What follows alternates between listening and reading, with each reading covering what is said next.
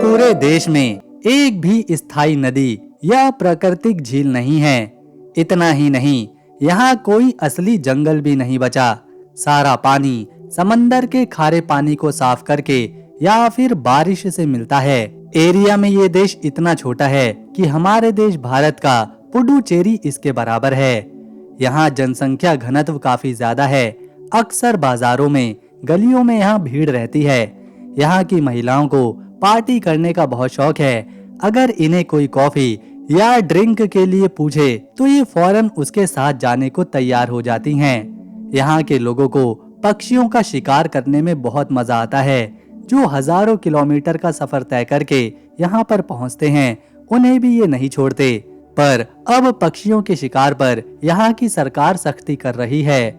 यहाँ के एक पुराने कानून के मुताबिक अगर किसी पुरुष को कोई महिला पसंद आती थी तो वो उसे जबरदस्ती अपने घर ले जाकर शादी कर लेता था, तो उसे सजा नहीं मिलती थी। पर अब समय के साथ इस कानून में बदलाव किए गए हैं। हैरानी की बात यह है कि इस देश में साल 2011 तक तलाक लेना कानूनी रूप से असंभव था। ये यूरोप का आखिरी देश था जिसने जनमत संग्रह के बाद तलाक को कानूनी मान्यता दी। यहाँ आज भी कैथोलिक धर्म का प्रभाव देखने को मिलता है, जिसकी वजह से गर्भपात भी अभी पूरी तरह से वैध नहीं है। ज्यादातर लोग मानते हैं कि पिरामिड दुनिया की सबसे पुरानी संरचनाएं हैं। खजानतिजा मंदिर पिरामिडों से भी लगभग 1000 साल पुराने हैं।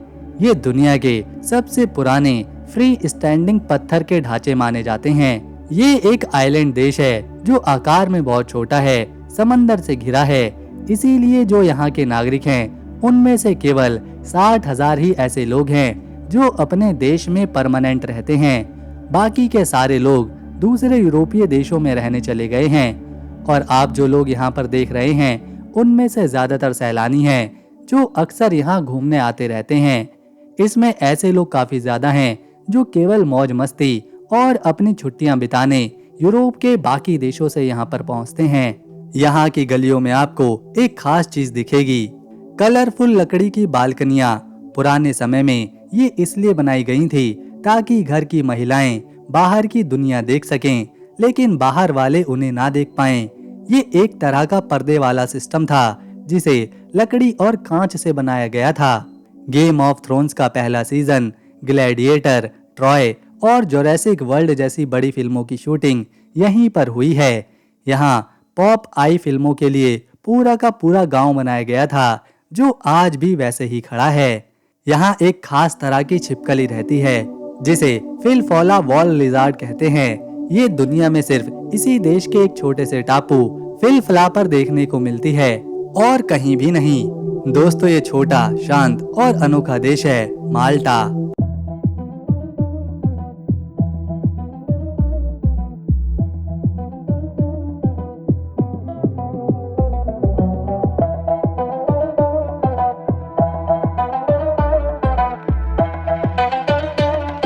आगे इस वीडियो में हम इस देश का भूगोल, दिलचस्प इतिहास और लोगों के जीवन के साथ कुछ बहुत ही अनोखी और सुंदर जगहों को भी देखेंगे।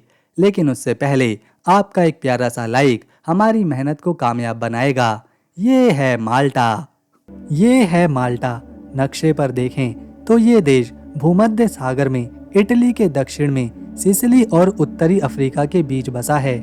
इसका क्षेत्रफल केवल 316 स्क्वायर किलोमीटर में फैला हुआ है, जो इसे दुनिया का 10वां सबसे छोटा देश बनाता है। यहाँ पैसे के रूप में यूरो चलता है।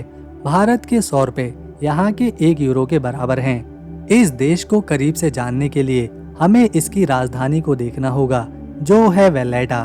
ये शहर समंदर तट पर बसा है। इसे नाइट्स ऑफ सेंट जॉन ने बसाया था, जो मध्य युग के बहादुर योद्धा संत थे। वैलेटा यूरोप की सबसे छोटी राजधानी है और यूनेस्को वर्ल्ड हेरिटेज साइट्स भी। ये यूरोप का सबसे पुराना नियोजित शहर है, जहां पुरानी बारों की इमारतें आज भी चमकती हैं। इसका ग्रैंड हार्बर इतिहास की किताब का खुला पन्ना है, जो हर गली में नाइट्स की गाथाएं सुनाता है। यहाँ 3 लाख लोग रहते हैं, जो माल्टीज, अरब और यूरोपीय संस्कृति का मिश्रण है। इस शहर का इतिहास किसी फिल्म से कम नहीं लगता। बहुत पहले, हजारों साल पहले यहाँ प्राचीन लोग आए जिन्होंने दुनिया के सबसे पुराने मंदिर बनाए। फिर नाइट्स ऑफ सेंट जॉन आए जिन्होंने तुर्कों और समुद्री लुटेरों से माल्टा को बचाया। उनके बनाए किले और चर्च आज भी वही कहानियां सुनाते हैं।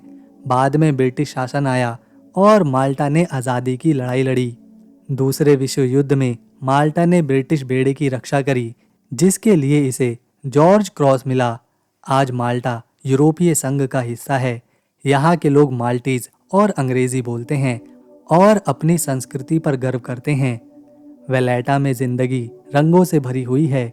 यहाँ के लोग रोमन कैथोलिक धर्म और पुरानी परंपराओं से जुड़े हुए हैं। फेस्टा उत्सवों में गलियां झंडे और आतिशबाजी से सज जाती है।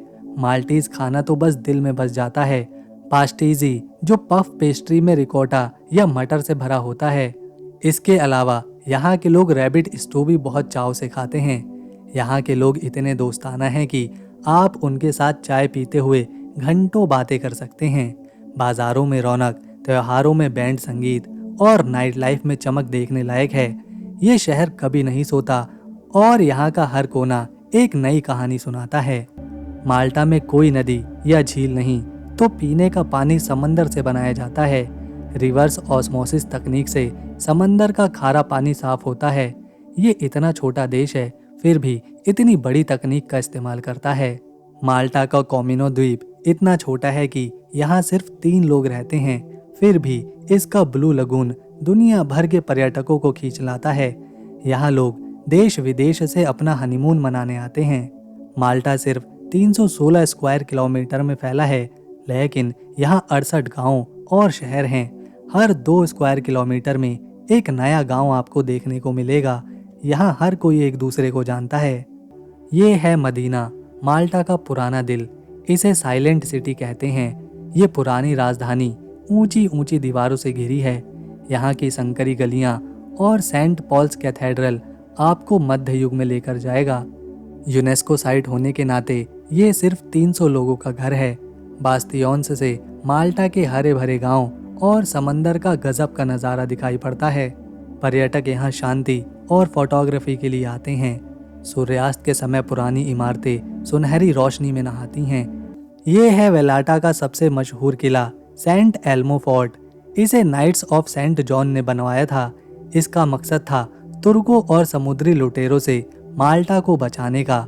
इसकी मोटी पत्थर की दीवारें और ऊंचे बुर्ज किसी मध्ययुगीन गढ़ के जैसे हैं।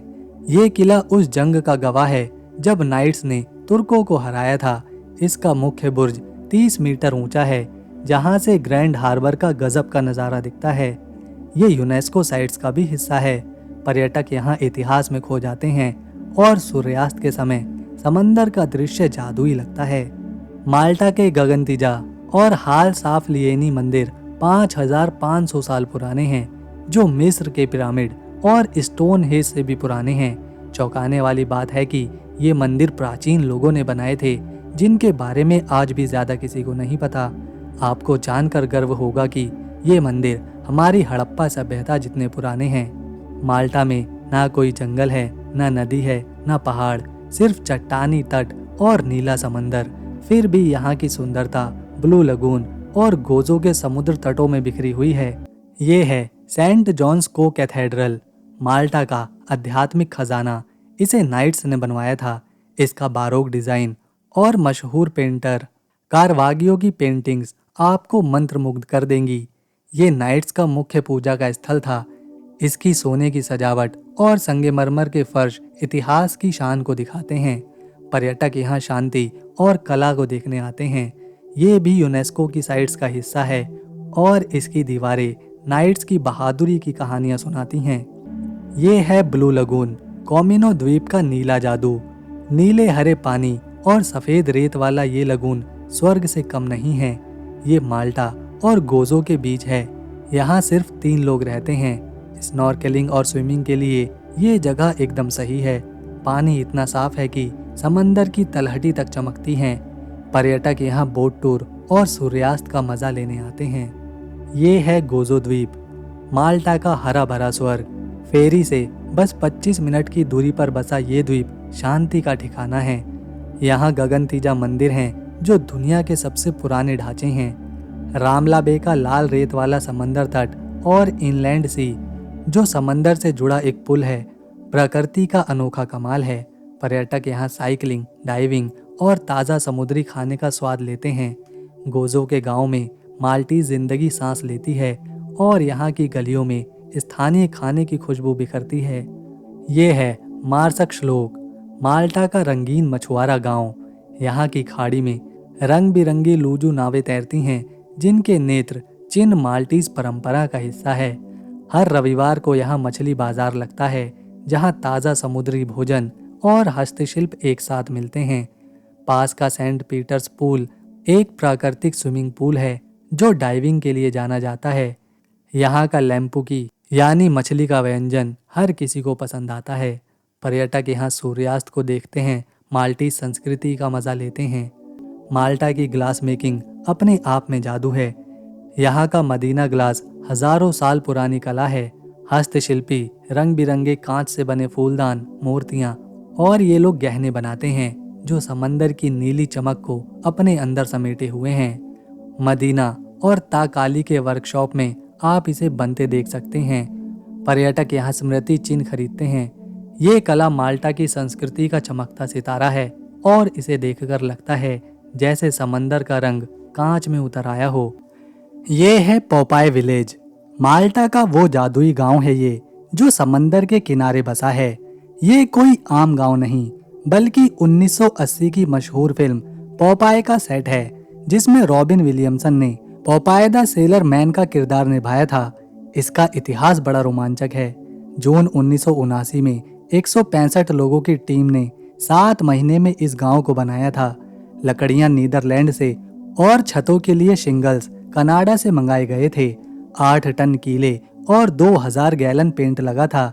ये गांव, जिसे स्ट्रीट हेवन कहते हैं, फिल्म के बाद छोड़ दिया गया था, लेकिन माल्टा के लोगों ने इसे थीम पार्क बना दिया। आज ये दुनिया भर के सैलानियों को अपनी ओर खींचता है।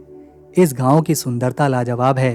एंकर बे में बने रंग बिरंगे लकड़ी के घर समंदर की नीली लहरों के सामने चमकते हैं। सूर्यास्त के समय ये नज़ारा ऐसा है जैसे कोई फिल्म का सेट हो। भारतीय जोड़ों को ये जगह गोवा के समुद्र तटों की याद दिलाएगी। गलियां संकरी और रंगीन हैं, जहाँ का हर कोना फोटो लेने लायक है। समंदर का साफ पानी और आसपास की चट्टानें इसे बहुत ही सुंदर बनाती हैं। यहाँ बोट राइड लेते हुए गांव का नज़ारा और भी अच्छा लगता है। ये गांव 19 असली लकड़ी के घरों से बना है, जो आज भी वैसा ही दिखता है जैसा कि फिल्म में था। 2023 में साइक्लोन हेलियोस ने यहाँ एक बड़ा पत्थर गिराया, जिससे इसका कुछ हिस्सा टूट गया था, लेकिन इसे फिर से ठीक किया गया। यहाँ हर घंटे 20 मिनट की फिल्म दिखाई जाती है जो गांव के बनने की कहानी को बताती है।